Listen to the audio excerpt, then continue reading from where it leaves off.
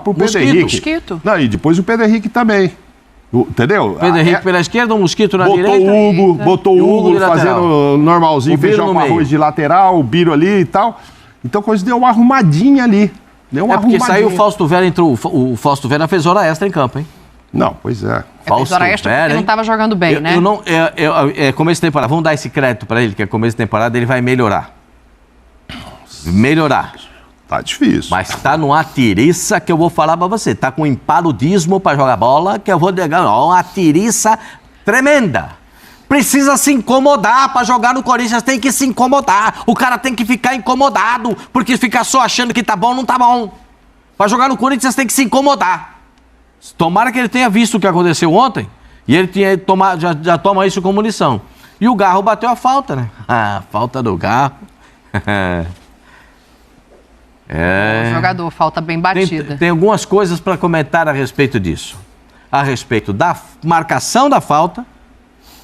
Que é uma bobeira do Rony também ter cometido, né? O Rony tinha nada que fazer aquela falta, era só parar na frente do cara, não ia acontecer nada. Foi afoito, né? Nada. Foi afoito. Nada, não ia acontecer nada. Foi lá e deu uma tesoura voadora, um carrinho sem necessidade, fez a falta. Levou quase um dia e meio para bater a falta. Você viu quanto tempo foi para bater a falta? Demorou. Dava para ver dava para cantar um tango e 2 boleros que dá Você viu hoje a conversa que o Ranieri teve com o Garro? Ele declarou que o Garro disse que ia cruzar no segundo pau. E que aí, por isso, ele foi lá e se posicionou, que a falta era muito de longe, né? Então, o próprio Ranieri foi lá se posicionar no segundo pau, ele falou, mas o cara é louco, você vê como ele comemora? Ele é louco mesmo, que realmente ele comemora com o dedinho assim. Aí ele bateu direto aquela falta, ainda bem que entrou. Mas aquela conversa é como ia ser essa falta. Sim. E aí a impressão é que ele, assim, eu também não imaginava que ele ia ter a coragem de bater direto, estava muito longe, aquela coisa, põe na área lá e vê o que acontece, né? E disse que teve esse diálogo ali entre o Ranieri e o Garro. E o Garro falou, quer saber, eu vou direto. Eu vou direto. E acaba fazendo o gol, né? Ozinho, eu acho que ainda tá muito cedo, né? O Pascoal fala que não dá pra ver muita coisa, e não dá tempo mesmo de ver muita coisa ainda do Antônio Oliveira. Acho que a questão, por enquanto, tá na modificação de resultados e talvez na postura individual, assim. Isso me chama a atenção hoje nesse Corinthians. Me parece que ele tá começando por um lugar que é muito importante, que é recuperar a confiança de cada jogador. O Yuri agora, infelizmente, lesionado, mas assim, foram 4 gols em 5 jogos, 5 gols em 4 jogos. Como é que é a conta do Yuri? Me fugiu agora. São 4 em 5. 4... Fala pra mim, Fabrício. 4 em sequência, tá guardando informação. 4 em sequência. Aí, ó, 4 gols em 5 jogos. Era essa a informação. Zinho, pra te ouvir.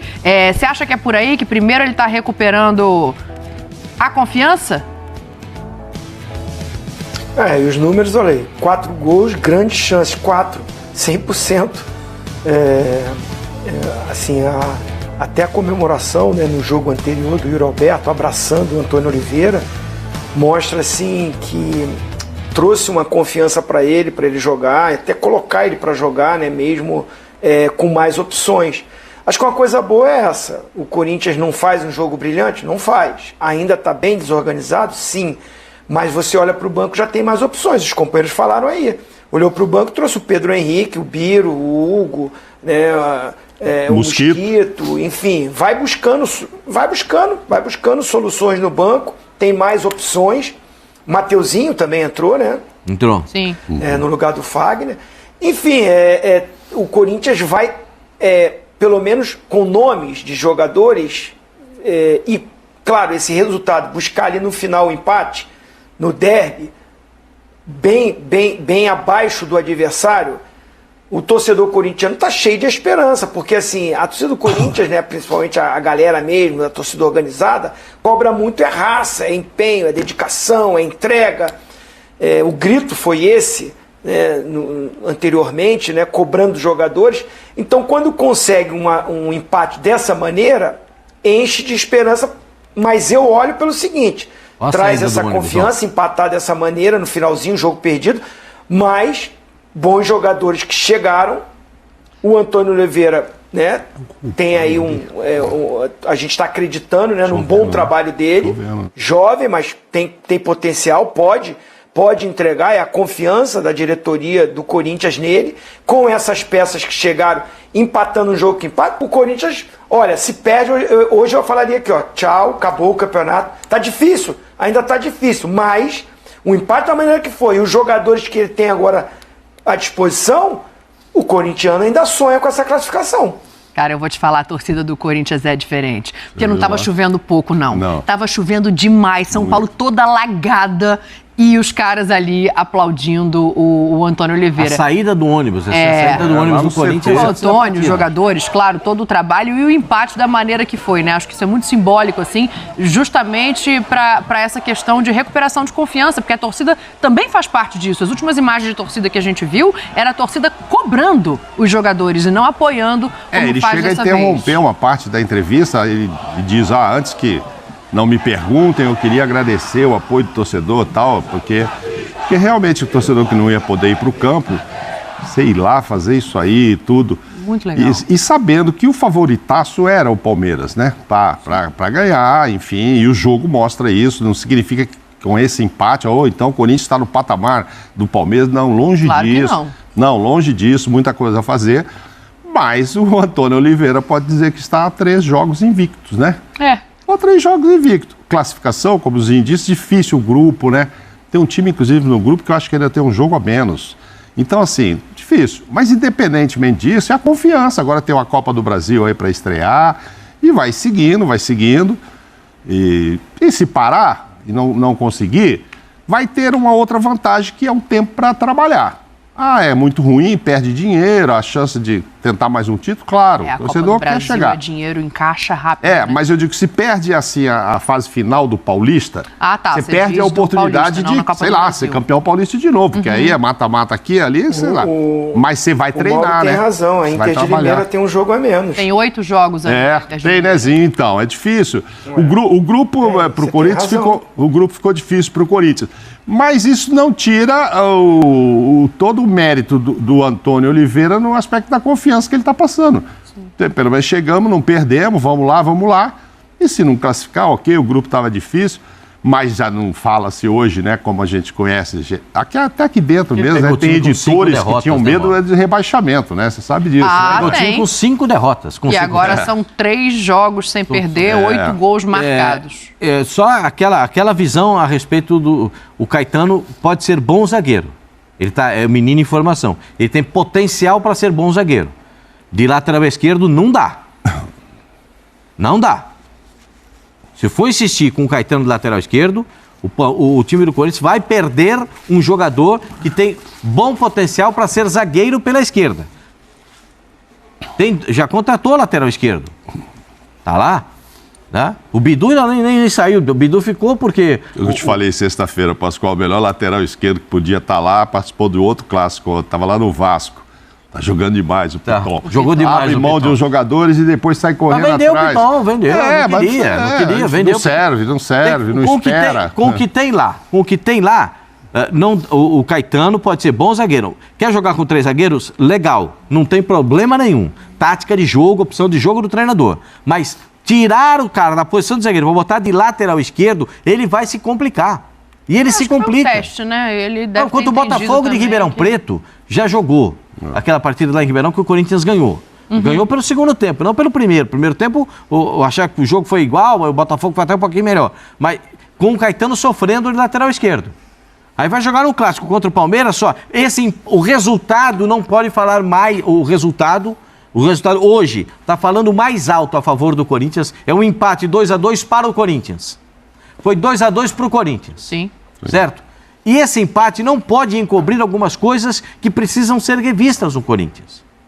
Né? Um segundo volante que tenha mais vibração, um lateral esquerdo que conheça a posição. Vai precisar disso, de jogadores abertos com velocidade pelo lado do campo. Isso aí ele está começando a achar, né? Não, ele vai... Isso é que o treinador, o Antônio Oliveira, vai ter que trabalhar e já implementar no time do Corinthians. Tem esse jogo no meio de semana pela Copa do Brasil. É que ele não tinha o Maicon Em Cianorte, né? o jogo, né? Ele não tinha ontem o Maicon, então entrou o Vera. Então, assim... Ele vai ter uma outra questão agora para olhar, que é não tem o Yuri, não tem o Pedro Raul ainda, se ele vai botar o menino da base lá centralizado, se ele vai jogar sem esse homem de referência, mas ele já achou esses atacantes de lado, que a gente questionava muito, falava muito que não tinha.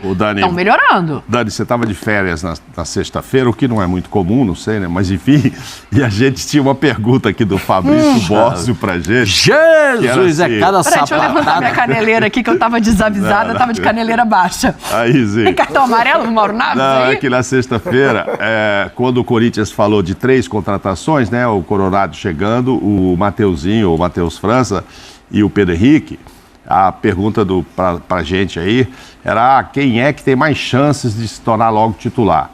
Eu já disse na hora que era o Pedro Henrique. Agora, com o Yuri machucado... Mais ainda. Mais ainda. Agora ele... Porque ele também joga nessa posição. Ele vai jogar ali, ele vai jogar ali. E ele entrou com muita vontade. Coisa que, por exemplo, a gente não assiste o Pedro Raul chegou, machucou. Agora foi o Roberto se machucou. Os dois centroavantes se o Pedro Raul voltar, eu não sei a previsão, obviamente que aí ele vai jogar ali, centralizado, e o Henrique do lado. Demora um pouquinho mais, então, só uma semana. É a chance que o Corinthians teria. Então, é um problema, sim. Mas, eu fiquei pensando, assim, você vê, não assiste. O técnico olha ontem, cara, quando chegou o ano passado o Rojas... Era para ser mais do que um Garro agora. Pô, tava toda uma expectativa. Que não entregou, né? Então, conseguiu... e não deve estar entregando de novo. Aí o técnico olha ontem pro banco e fala, pô, um jogo desse, esse clássico, não é para esse cara aqui não. Ele não vai entrar com a vontade que eu preciso. Aí põe o Mosquito que entra, põe esse Pedro Henrique que entra, põe o próprio Biro.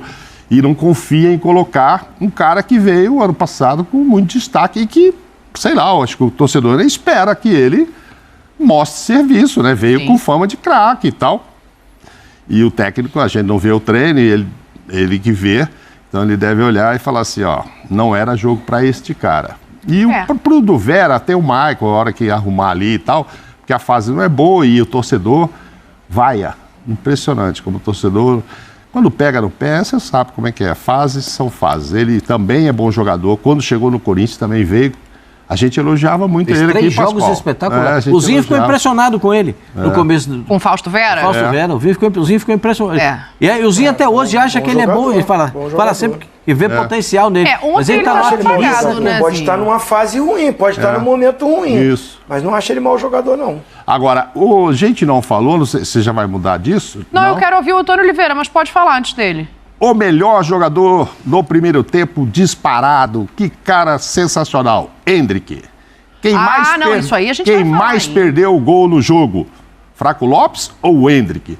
O Endrick perdeu umas 2 chances que pra categoria do menino, entendeu? É isso que dá a frustração. Aí a lista é grande, quem perdeu o gol. Mas o que ele faz também... Pode escolher. Bom, eu sou suspeita para falar do Endrick. Daqui a pouco a gente vai chegar no Endrick, eu quero ouvir o Abel também, mas antes, só pra gente fechar esse lado do Corinthians, né? O Antônio Oliveira, que sabe que tem coisa para consertar, mas que também entendeu ontem um pouco do que é esse Corinthians. Parabéns aos meus jogadores que nunca desistiram.